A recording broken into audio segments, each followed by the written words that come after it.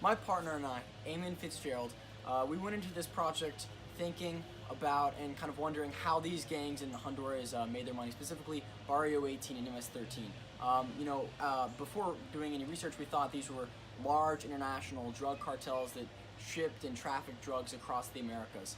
But what we found surprised us incredibly in that they are not cartels by any means. The only drugs that they deal with are petty drug dealing within their own communities. And the primary economic model and the primary way that they make money is through extorting small businesses within their own communities.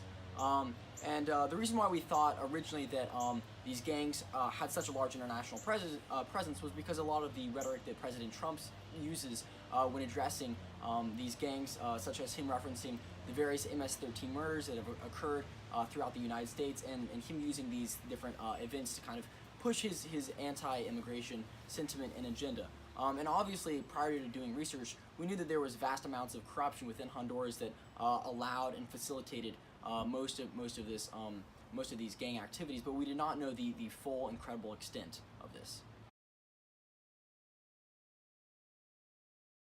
The depth of extortion in Honduras is extreme. 3% of the nation's GDP goes to gangs and extortion money every year, from 79% of small businesses, 80% of unregistered traders, and 15 to 22% of large businesses. The industry most disproportionately impacted by this is the transportation industry, as drivers have to pay taxes to use specific routes.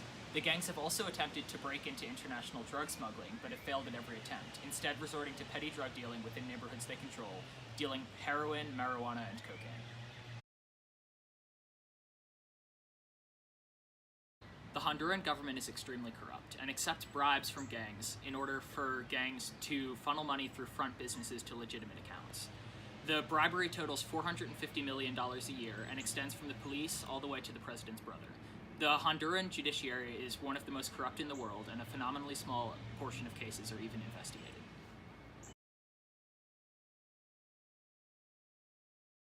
Gangs within Honduras follow a strict hierarchy whereby the leaders, known as palabreros, operate from within the prison systems if they are arrested, and they monitor the inflow and outflow of money from extortion fees.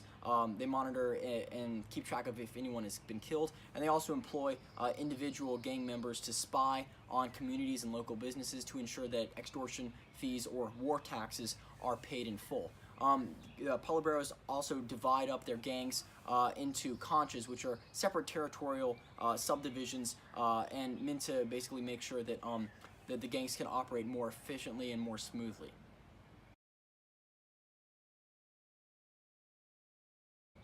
Honduras is one of the most economically disparate nations in the world, with 2/3 of its citizens living below the poverty line.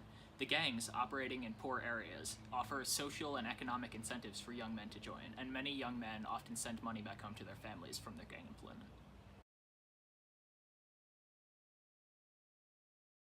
In conclusion, the primary way that gangs make money and the primary economic that they follow is through extortion.